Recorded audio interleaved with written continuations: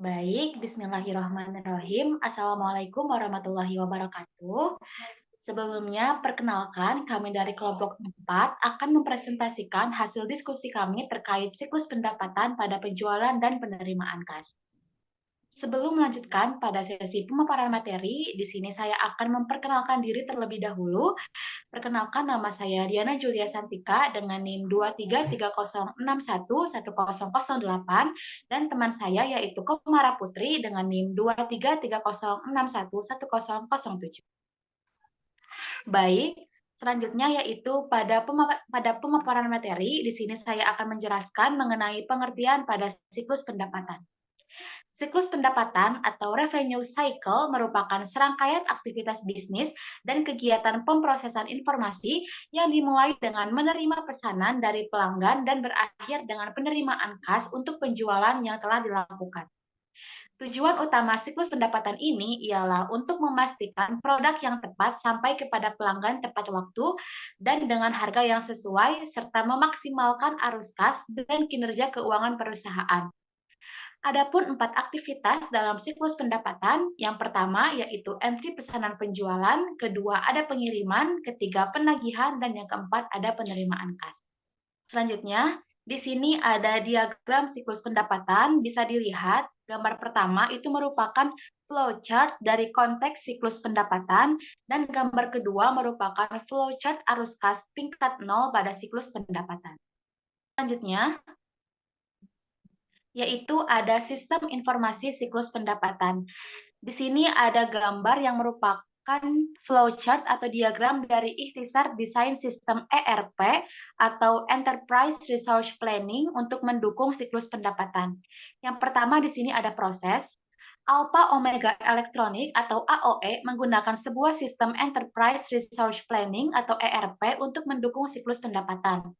Para pelanggan AOE dapat menempatkan pesanan secara langsung melalui internet, dan tenaga penjual dapat menggunakan laptop parabel untuk memasukkan pesanan saat menghubungi pelanggan yang diterima melalui telepon, surat, atau fax, dan memberitahu departemen gudang dan pengiriman mengenai penjualan yang disetujui, sehingga dapat memperbarui informasi mengenai status persediaan secara real-time. Selanjutnya, ada ancaman dan pengendalian. Adapun ancaman umum pada sistem informasi siklus pendapatan ialah data induk yang tidak akurat dan tidak valid, pengungkapan yang tidak sah terhadap informasi sensitif, dan kekhawatiran akan kehilangan serta kehancuran data induk. Berikut merupakan ancaman beserta pengendalian dalam siklus pendapatan, bisa dilihat pada gambar pertama dan gambar kedua. Itu merupakan ancaman dan pengendalian pada siklus pendapatan.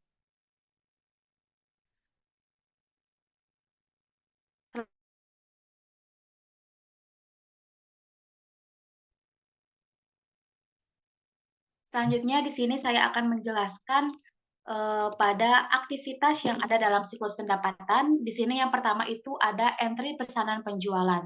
Di sini ada diagram arus data tingkat 1 pada entry pesanan penjualan, di mana yang pertama itu ada mengambil pesanan pelanggan.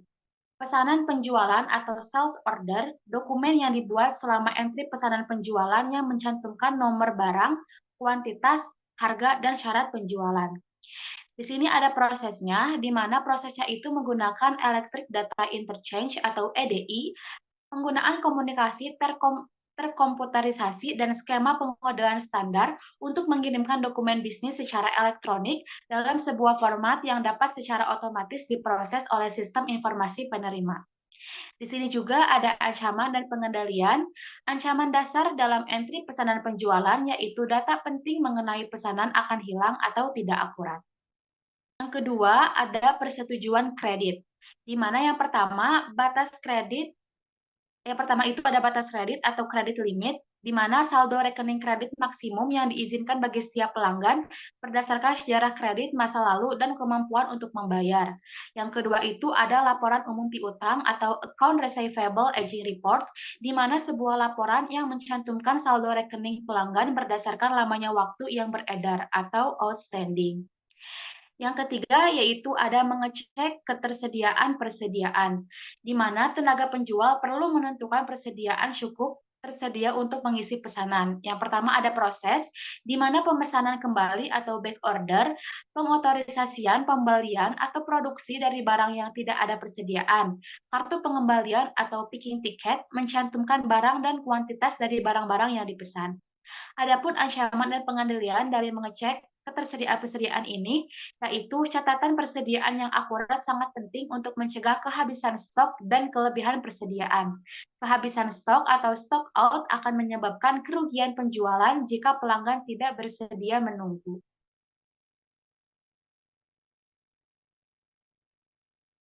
Selanjutnya, ada menginformasikan kepada pelanggan, di mana pelayanan pelanggan merupakan hal yang penting bagi perusahaan. Untuk itu, perusahaan dapat menggunakan sistem Customer Relationship Management atau CRM yang mendukung proses penting dalam menjawab permintaan pelanggan.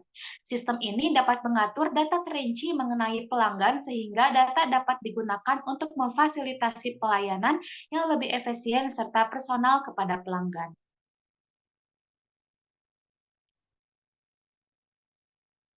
Next, ada aktivitas dari siklus pendapatan. Tadi yang pertama ada entries pesanan penjualan dan yang kedua di sini ada pengiriman.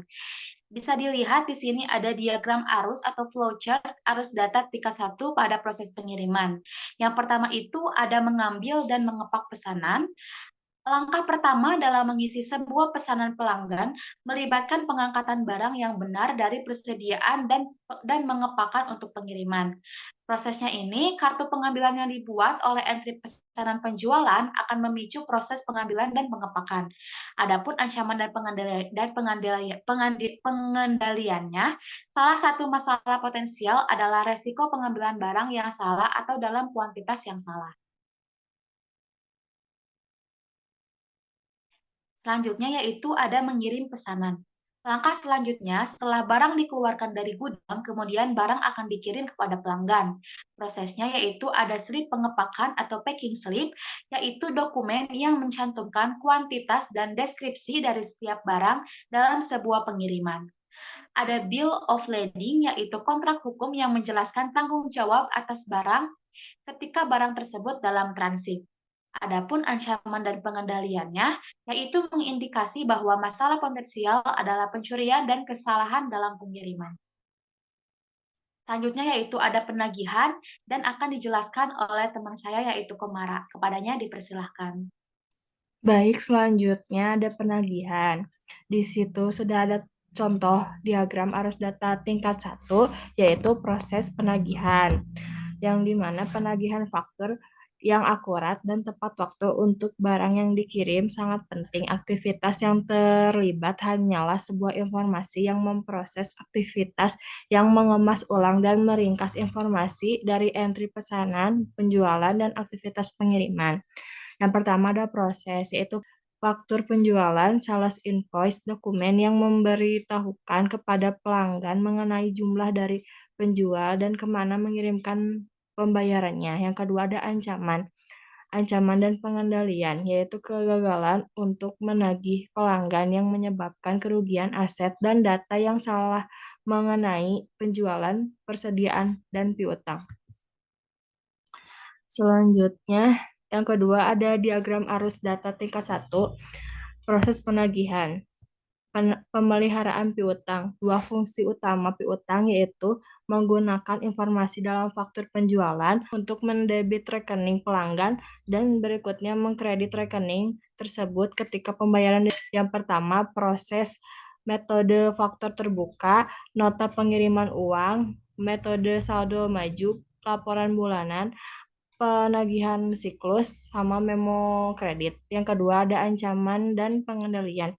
Kesalahan dalam memelihara rekening pelanggan dapat mengarah pada kerugian penjualan di masa depan dan juga dapat mengindikasikan kemungkinan pencurian kas. Selanjutnya ada penerimaan kas. Penerimaan kas merupakan bagian dari siklus pendapatan yang berkaitan dengan penagihan kas sebagai pembayaran dan penjualan barang atau jasa. Dalam siklus pendapatan terdapat beberapa aktivitas dasar, yaitu pencatatan pesanan penjualan, pengiriman barang, penagihan pelanggan, penerimaan kas. Yang pertama ada proses, yaitu daftar pengirim uang, sebuah dokumen yang mencantumkan nama dan jumlah dari seluruh pembayaran pelanggan yang diterima dalam surat. Yang kedua ada peti uang atau logbook, sebuah alamat pos ketika pelanggan akan mengirimkan uang. Yang ketiga ada peti uang elektronik logbook, pengaturan peti uang di mana bank secara elektronik mengirimkan tentang nomor rekening pelanggan dan jumlah yang disetorkan segera setelah menerima pembayaran. Yang keempat ada Electronic Funds Transfer atau EFT, transfer dana melalui penggunaan perangkat lunak perbankan secara online. Yang terakhir ada Financial Electronic Data Interchange atau FEDI, dari EPT dan EDI yang memungkinkan pengiriman uang disertakan dalam satu paket. Selanjutnya, yang pertama ada ancaman dan pengendalian.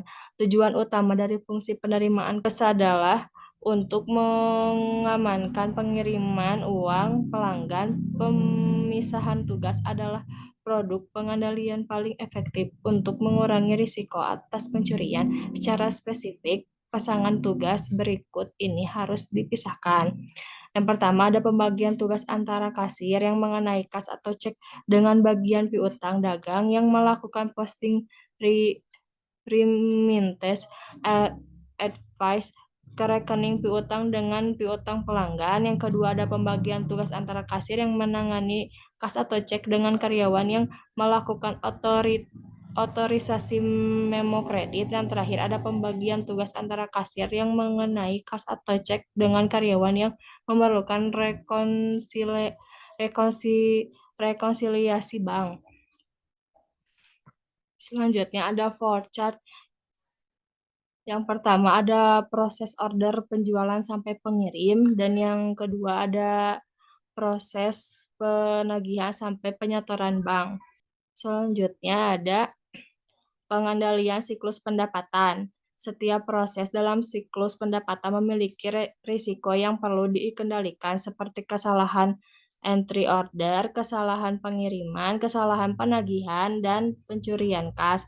Pengendalian yang tepat mencakupi pemisahan tugas, verifikasi data, dan penggunaan sistem otomatis untuk meminimalkan risiko ini. Secara keseluruhan, pengendalian yang baik dalam setiap tahapan siklus pendapatan dapat membantu mengurangi risiko dan meningkatkan efisiensi dalam proses bisnis perusahaan.